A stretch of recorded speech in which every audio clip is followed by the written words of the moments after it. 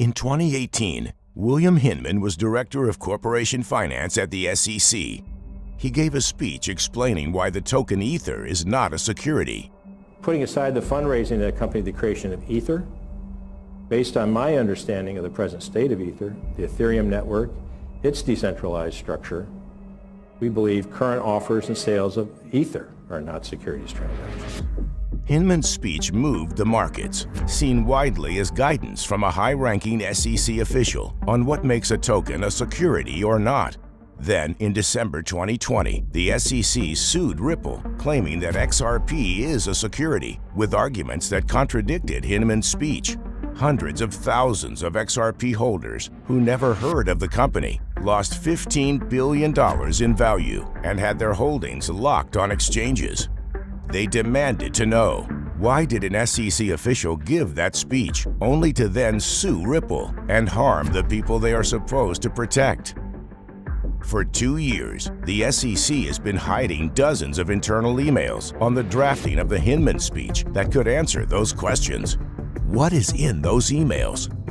We know that while he was at the SEC, Hinman collected $15 million from his old law firm, Simpson Thacher.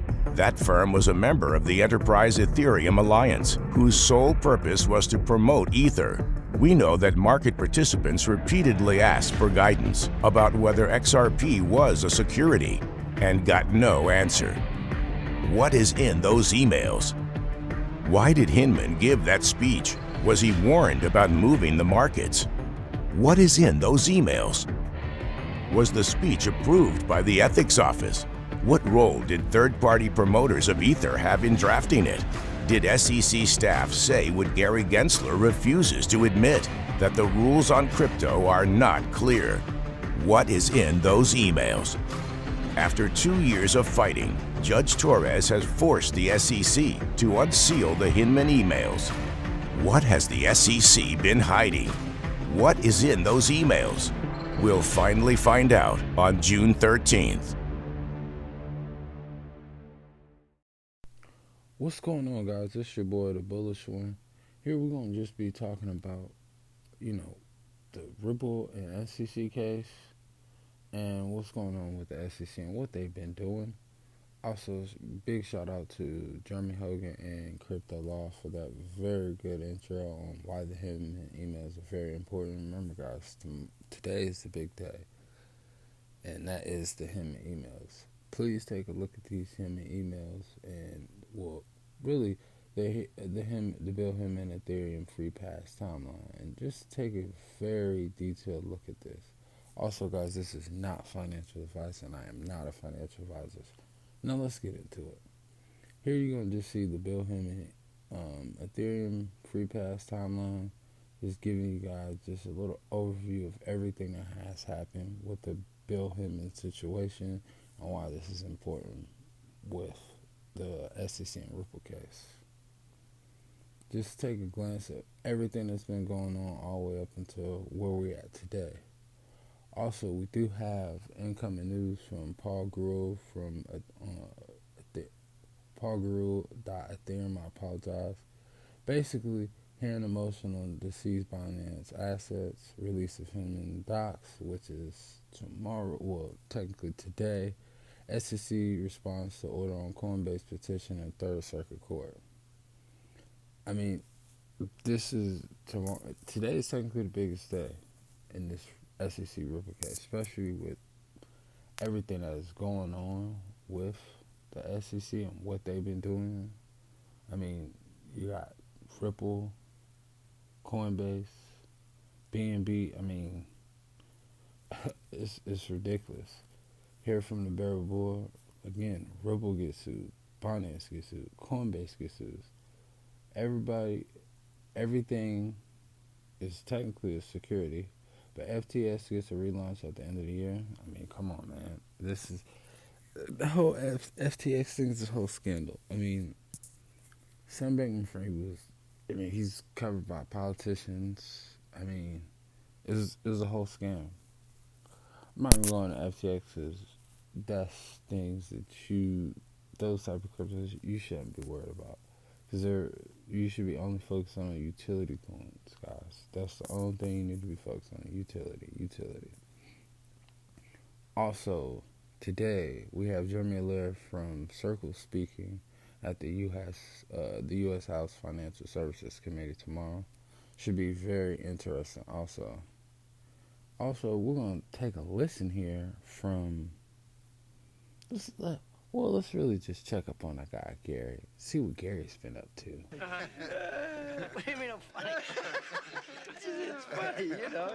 It's a good story. It's funny. You're a funny guy. What do you mean? You mean the way I talk? What? It's just, you know, you're just funny. It's funny, you know, the way you tell the story and everything. Funny how? I mean, what's funny about it? Tommy, no, you got it all wrong. Oh, Anthony. He's a big boy. He knows what he said. What'd you say? You're right. Funny how? Just, What? you know, you're funny. You mean, So? well, let me understand this, because maybe it's me, I'm a little fucked up, maybe. But I'm funny how? I mean, funny like I'm a clown, I amuse you? I make you laugh? I'm here to fucking amuse you? What do you mean funny? Funny how? How am I funny? No, just, you know how you tell the story. What? No, I don't know. You said it. How do I know? You said I'm funny. How the fuck am I funny? What the fuck is so funny about me? Tell me. Tell me what's funny. What the fuck is so funny, Gary? Please explain, Gary. What the fuck is funny? Nothing is funny. You and your corrupt pals at the fucking SEC sat here and manipulated. Oh, we're protecting investors. You're not protecting us, Gary. You're trying to rob us, Gary. We're not with it. And I'm with the Barry Bull, as in, fuck the SEC. Because you guys don't do anything. The ones that do, you guys just try to keep trying to stop them from doing their job. But oh no, you got the head guy, Gary, the guy that spoke about XRP being a bridge asset, the guy that spoke at MIT about cryptocurrencies and what they're going to be used for in the future, and how he talked about how Algorand, you could build, what did he say? Oh, you could build Uber on top of Algorand. Right, but you're suing Algorand. Come on, Gary. We're not, this is not a fucking joke, Gary. This is not a joke, Gary. We're not playing, Gary. We're not. When a clown moves into a palace, he doesn't become a king. The palace becomes a circus. Gary Gensler.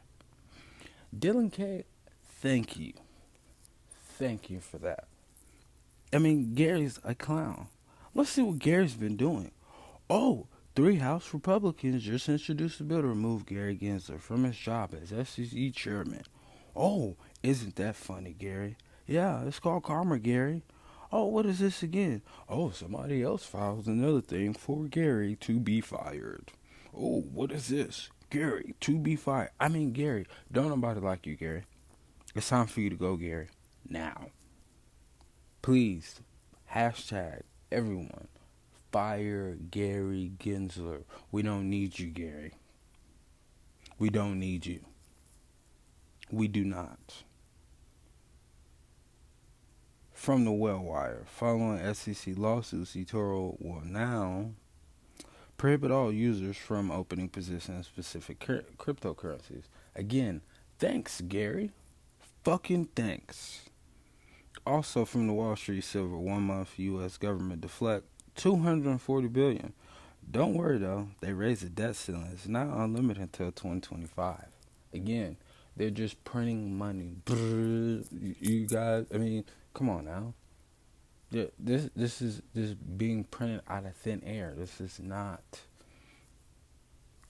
You think Jerome Powell cares? Because he doesn't. He really doesn't. Also, remember the SEC, like I said previously, sued Binance. Binance changes terms of service. Exchange can now convert delist crypto to a different type of their choosing without any advance notice. So that means Binance can take whatever cryptocurrency and swap it out. This is we're seeing a circus. This is just a circus. This is a circus of clowns. And we're going to check, what we're going to do now is we're going to check out this video here. Talking about the whole B&B case with the SEC and what's been going on with B&B and their whole situation with the SEC.